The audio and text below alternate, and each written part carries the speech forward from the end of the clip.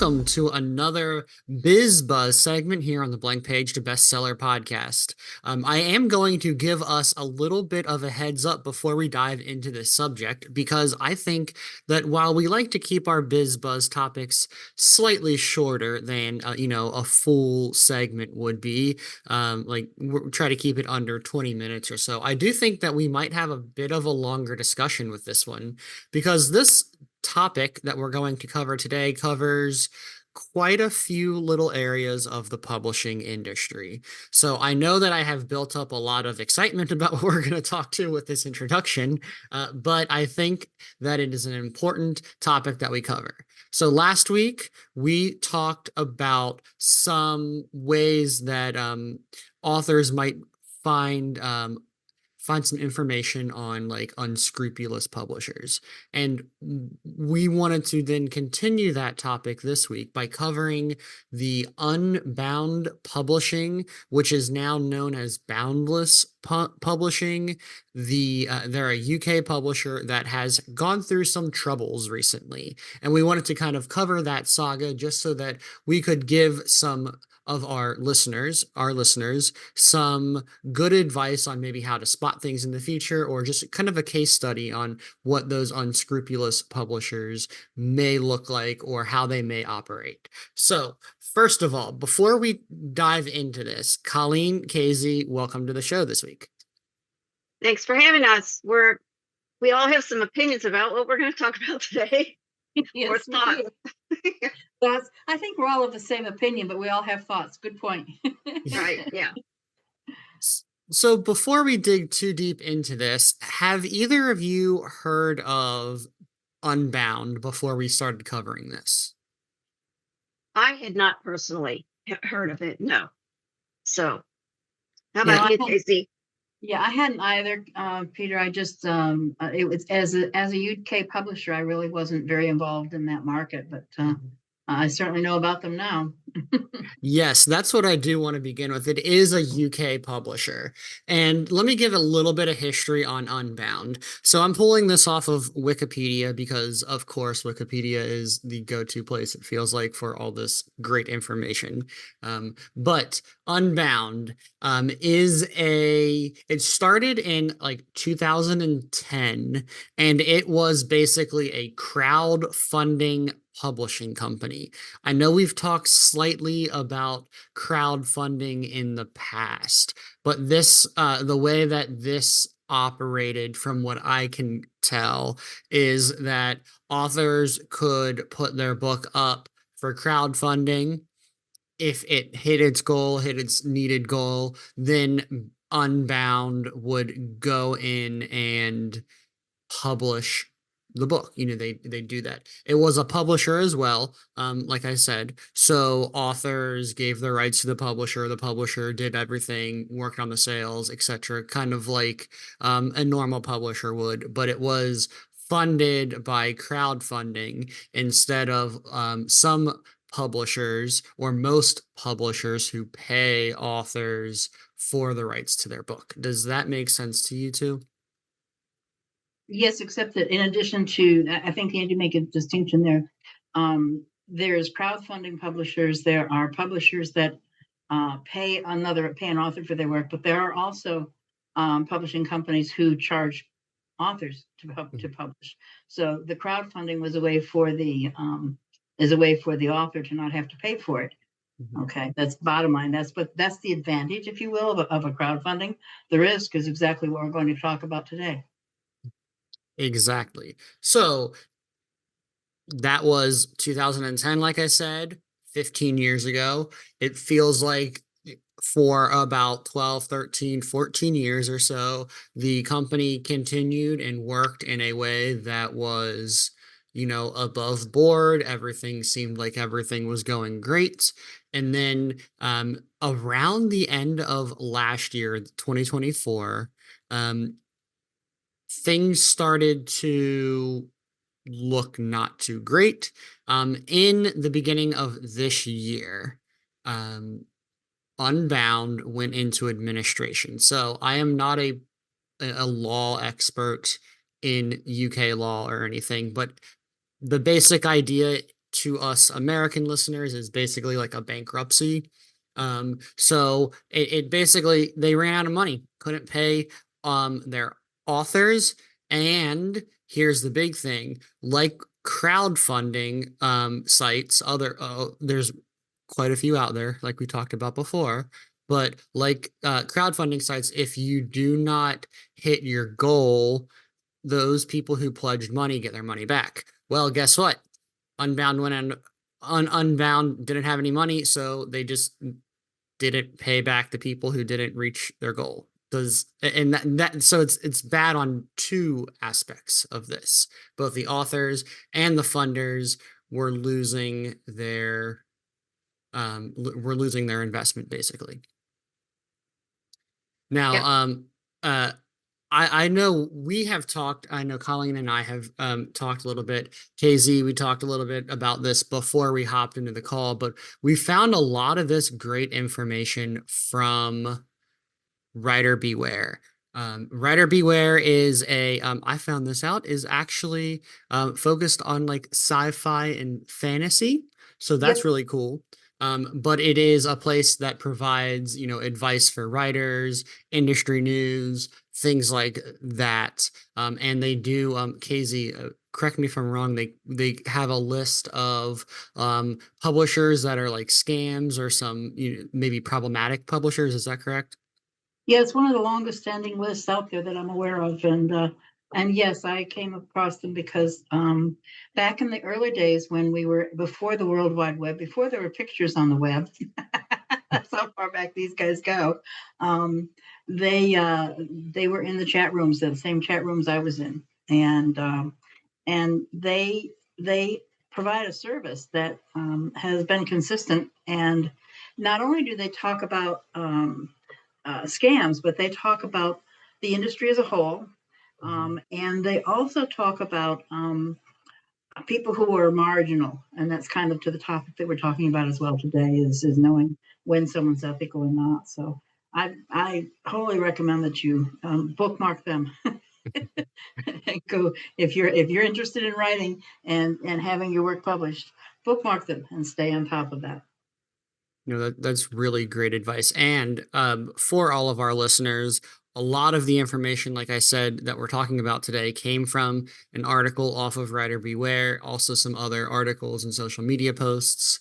So what I'm going to do is I will link I will put a link down in the show notes to the article that we're reading for a lot of this information and some other resources that we came across as we were looking at this story. But here's so like I said, let's get back on the timeline real quick because I want to clarify a few things because the Writer Beware blog has a great timeline here. So like I said, in 2010 it was founded. They started doing things in 2011. Like I said, it was running quite well. But here's the dates when things started going wrong. It looks like in the end of 2024, so at the end of last year, authors began reporting that the royalties were either delayed or unpaid, and some of their books just were no longer available for sale.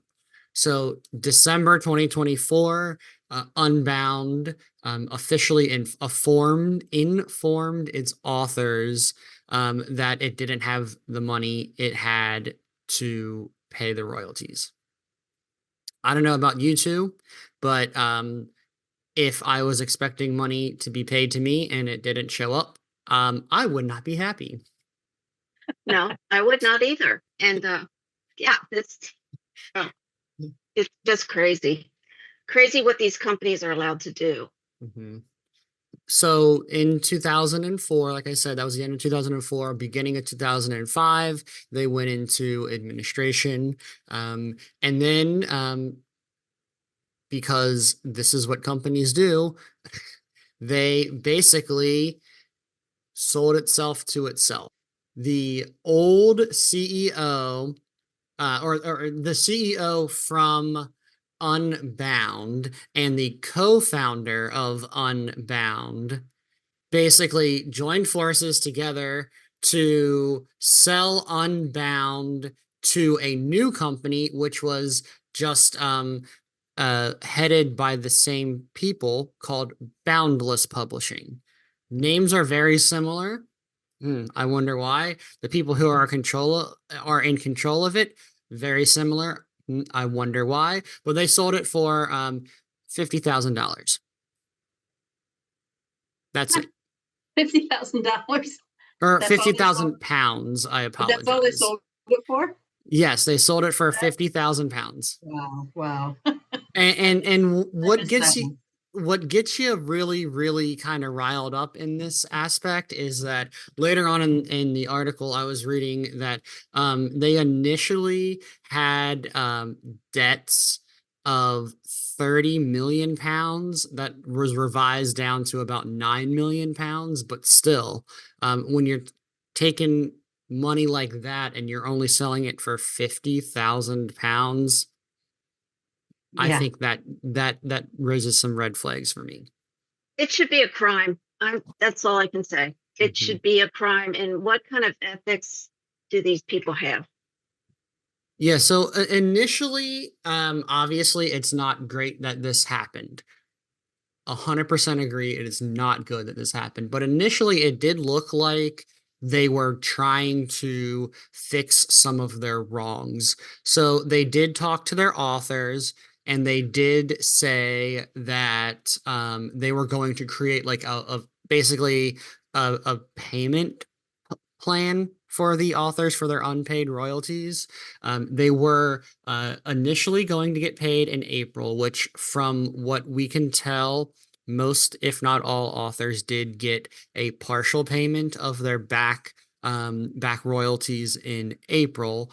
But, and this is where the story really picks up and where we actually kind of came across the story. In the end of May 30th, authors were supposed to get a second installment. And basically, instead of paying authors, the old Unbound CEO, who is now the new Boundless CEO, sent everyone who was owed money, all the authors who were owed money, a big, long email saying that basically they're no longer going to be able to pay the royalties that they were going to on May 30th. So, and then what really caught me off guard is, I guess because of the way that all of this was restructured, they're no longer unbound, they are now boundless. So all of the debt that was previously owed is now just basically goodwill payments, which means that boundless isn't necessarily required to pay any of that old debt back. So they were trying to make good, but now they're no longer doing that, or they may no longer do that. That's Colleen's right. It should be a crime. Obviously, this is the kind of legal manipulation that is done all the time. And then the real tragedy is that the people it hurts are the small people, the ones who are losing out. Not only the authors who but also the people who supported them, because crowdfunding is all about supporting an author. So it just shouldn't happen. And I wish I could say that there's something we could say to you, watch out for. But in this situation, this was a reasonably reputable company up until this point. As from everything I've been able to tell. Obviously, they really weren't. When it comes right down to it, I'm with Colleen. What kind of ethics do they have? How could you do that? How could you do that? I just don't know. Yeah, it's not acceptable, I don't think. I have a question here too. One thing, well, a couple of comments here. In this article on Writer Beware, it said, in a statement posted to X on June 5th, he, John, one of the co-founders, attributed his departure to the missed payments and described Boundless's current position as morally and financially unacceptable. Now, I can understand that it's financially unacceptable because it is, but the morally, of course, it's immoral. It's immoral. It's crazy that I don't know, you just wonder too, how much did they walk away with? But yeah, I'm getting off topic here. And one other thing I want to say is they said that they want to preserve the legacy of Unbound, which I find is hilarious because why would you want to preserve something that was totally unethical? Yeah, there is no legacy. There's Yeah, not one I'd want to remember. yeah, Right. Yeah, they like you said earlier, KZ, it seemed like they were a above board company leading up to things. So yeah, they may have some, you know, I don't want to say, I guess, brand recognition, some brand loyalty there, but after the last 6 to 9 months, they've gone and ruined all of that. Oh yeah, they have no brand, um, no positive brand experience left. Hmm. Absolutely not. yeah. And I want to talk about something you talked about, Candy. If you want to go into this now, or we can later. But how you said it's hard to find or be sure who you're going to work with. Hmm. You know, people want to say that they will help you, whatever, but there's there's no real guarantee. What's your Hmm. thoughts on that? There are so many ways that you can go with this. One of the things that I think is important to recognize is that um, you do, as a writer, bear a certain amount of responsibility in this. Okay, Right, that's the first thing I want to say, and I think we all agree on this, is that you have to do your due diligence. right. Hmm. Um, and that's what I was saying a moment ago when I said that there's not a lot we can do about something like this when a company just simply goes under for whatever reason. Okay. Hmm. But if you do your due diligence, then at least you're unlikely to be scammed. Um, and due diligence includes things like subscribing to Writer Beware. It also includes something as simple as, and this is one of the easiest ways to find out if somebody's got a good reputation. Go into your browser, whatever you use, type in the name of the company with their email address, with their website address, and add the word scam afterwards. Hmm. See what comes up. I don't know if that's the direction you want to go right now, but that's something that came to my mind when you said that, Colleen. Yeah, I was just wondering. Yeah, that's really good. I think let's try to put a little bit of a bow on this Unbound, Boundless saga before we head into that discussion. But yeah, so basically what it sounds like now is these authors are like, what does this mean for authors who may have had a book with Boundless or Unbound, now Unbound, or sorry, Unbound, now Boundless. So it sounds like I know, right?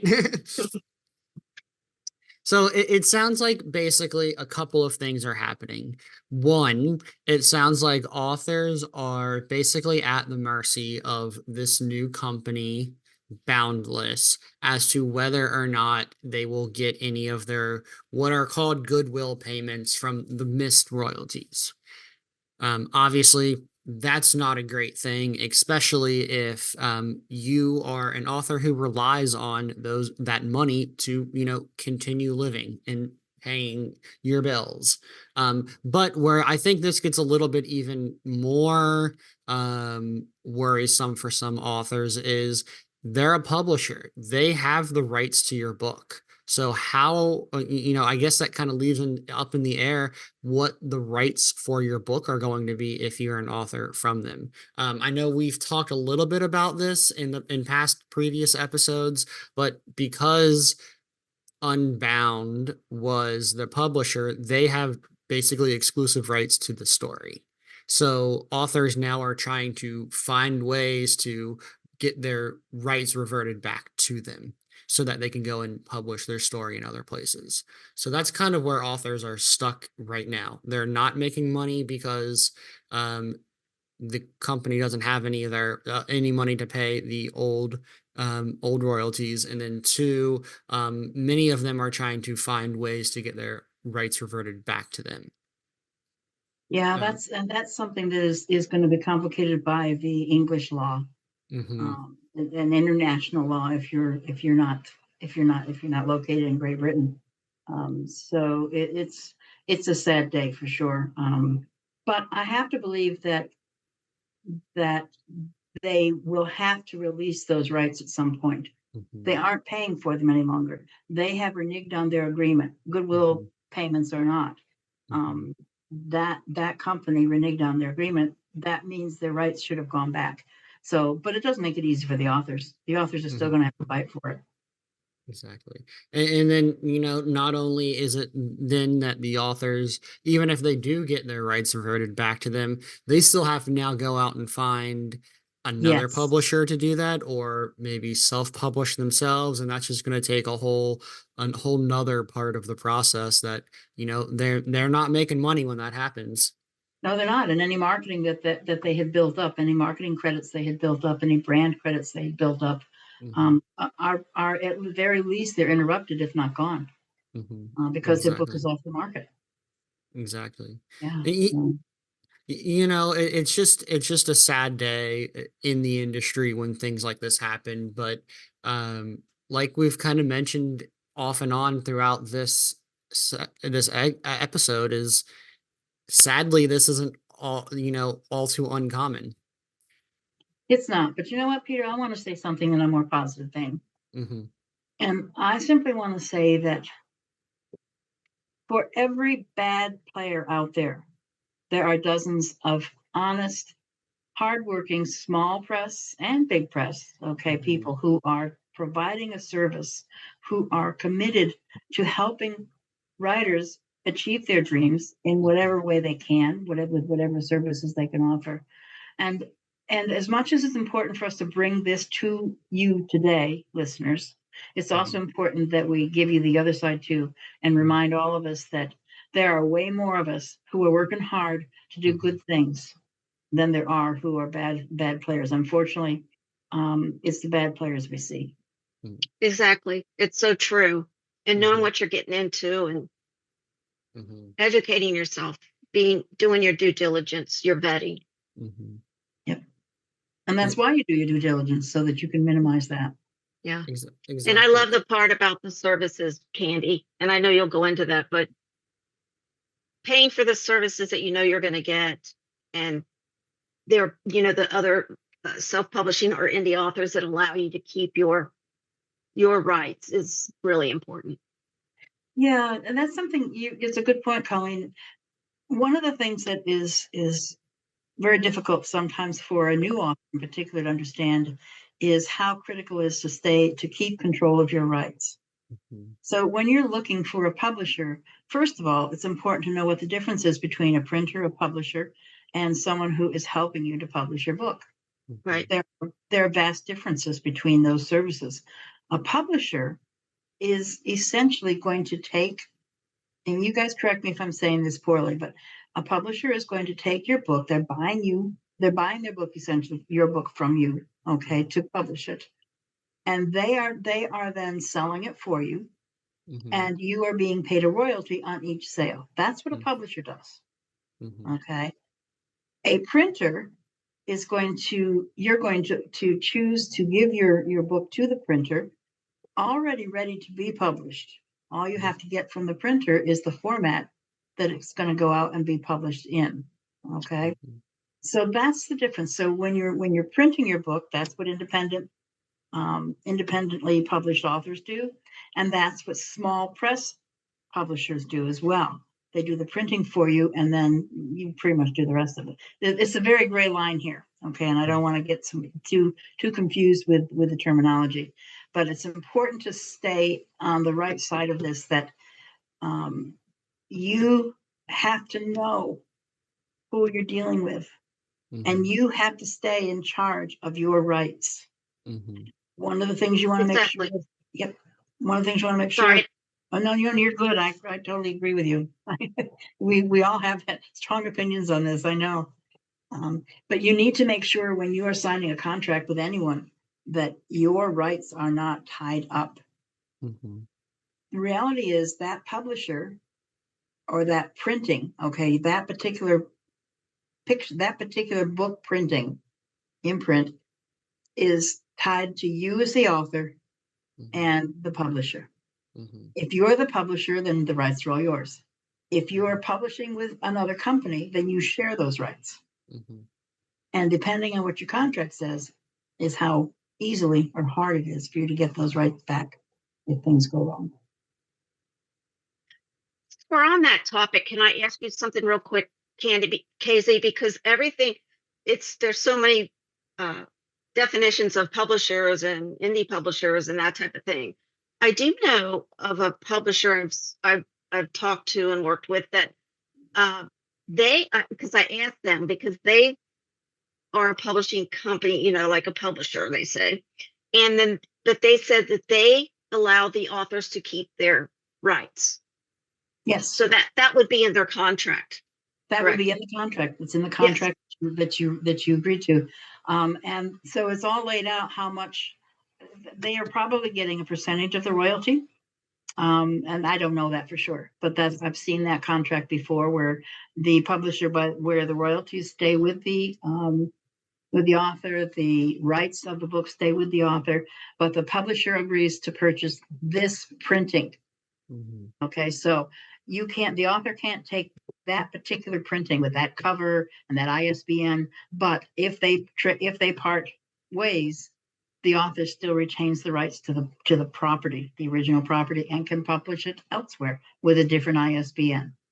Okay, Mhm. great. I just wanted to clear that up because That, we don't want everyone to think, yeah, like you said, there are good publishers out there who will help you. and Yeah. that's a great example of a small press.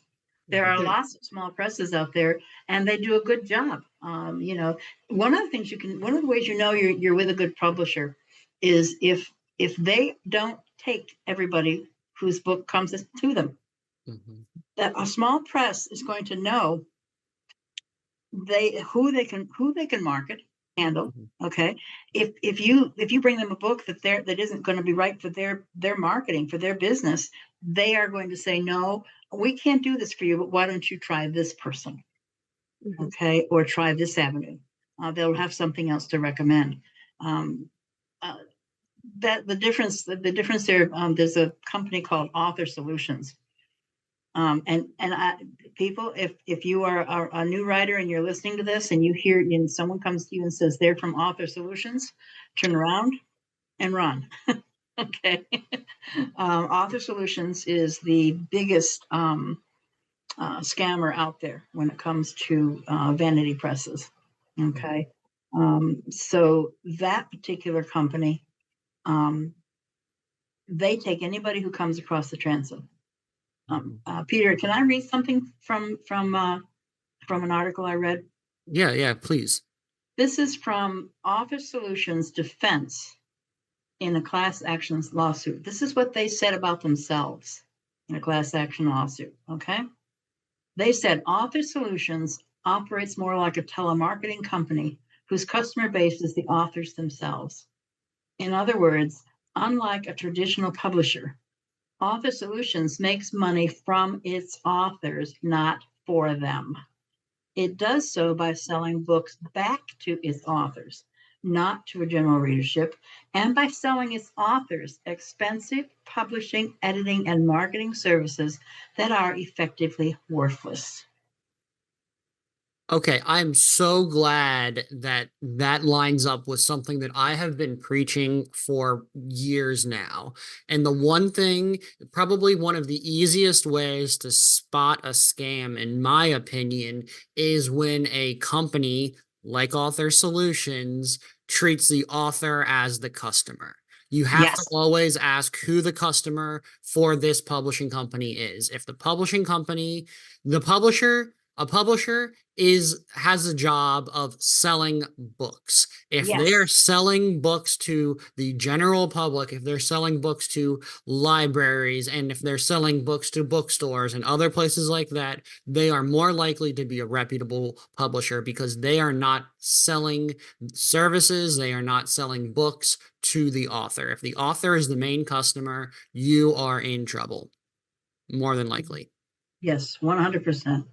That type of publisher preys on the dreams of authors by selling them expensive services. Sounds Mhm. exciting, but they don't sell any books. So if Hmm. they're not selling books, it's one thing to not support marketing with marketing. It's another thing to actively not sell books, Right. period. It's not where their money's coming from. Hmm. Yeah.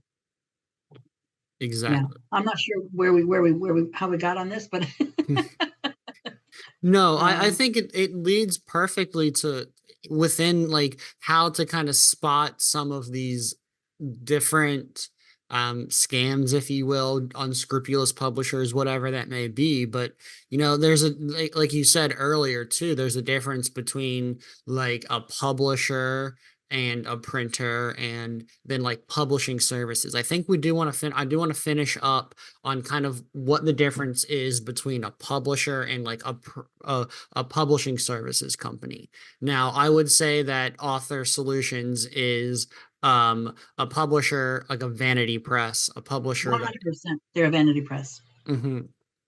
And we can talk more about these specific definitions of these things in another episode, but vanity press is basically are basically companies that let you, or not let you, that they treat you like what we just said. They sell you as an author all of these services to just get your name as being called a A vanity author. press is just what we talked about, Peter. It is a publisher that is whose client is the author. Exactly. Now, let me ask you then this. What is the difference between a vanity press and someone who might offer publishing services? Someone who offers publishing services is a legitimate small contractor, well, Mhm. sometimes big one, but it's a legitimate contractor who is going to come into your as a writer. They're going to come into your life. They're going to take a look at what you have, where you've started from, what your goals are, where you want to go, and they are going to look at what they have in their own toolbox or what they have in the toolbox of the people who work with them, who can help you to achieve those goals. Mhm. Okay, so are you going to pay for those services? Of course you are. They're a business. Okay, and are you going to pay an exorbitant amount? Now you have to be careful of that, but no, you won't. Um, Mhm. the difference between this type of publisher and a vanity press is there's just no comparison. Mhm. Someone who is offering you assistance to publish is not a publisher. Mhm. They are. I think of it as I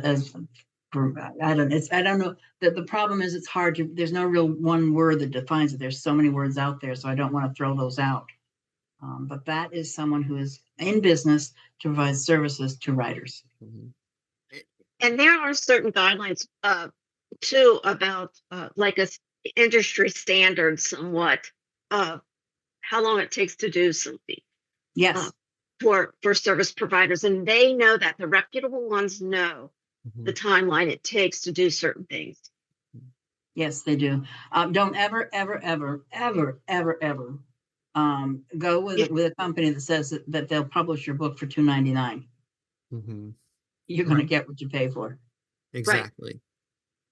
Yeah, and I kind of want to kind of clarify, maybe not clarify, but add some additional context, I think. So we're talking about vanity presses versus publishing services. Usually vanity presses are publishers themselves, and Yes, publishers almost always control your rights. yes, So that's the big difference. If you are an independent author, a self-published author, you maintain your rights. And but by doing so, you do still have to act in the role that a normal publisher would. So there are things like marketing, editing, design that a publishing company would still need to do. You know what I mean? Sorry. As an author, you would still need to do those things. So you can work with publishing services companies or contractors to provide some of those services that would happen in the course of publishing your book. yeah. I tend to work when I'm working with I work with a lot of writers Mhm. to help them publish their books, and I work with a lot of beginners. Mhm. And then the next time when they come back to me, well, I don't do as much for them because Mhm. they don't need me to do as much. We've already set up a lot of their basic processes, what they need to publish. And I don't need to be paid to do things like put their book on Amazon, because that's something that's free to them Mhm. once they learn how to do it. And if they don't want to do it, well, I will do it for you. But that's one of the services that you choose. You Right. choose which of those services you're going to pay for, and that's the difference. That's the difference. Even if you're buying a bundle, it's still a Mhm. matter of choosing which bundle you're paying for. Did that make sense? I think that makes sense to me. Yes.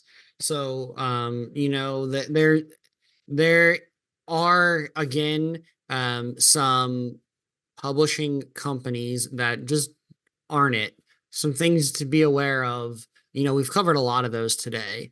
Yes. And between the boundless, unbound saga that we started with, and then kind of some tips and tricks on how to, as an author, navigate some of the potential scams and pitfalls of this. Is there anything you guys, Colleen or KZ, think we've missed? No, but I'd like to give one more link if you don't mind. Yeah, go ahead. Look for something called Scam Detector. I think the address is scam-detector.com. I won't swear to it, but I think it's scamdetector.com with a dash in there. I've used them before, and they scan that more than just publishing. Okay, but Mhm. if you put the any website address into their system, they're going to tell you is it legitimate or not. For instance, writersweekly.com is one I checked on a while ago to find out if they're legit. And what they do is they check and see. They don't say yes, they're legit or yes, they're not. They give you boundaries. They say, okay, this one might be okay. And this one is okay. This one you want to stay away from. And they give you, and it's free. They don't charge you for it. That's the cool thing. So give that a try, folks. It's a good one.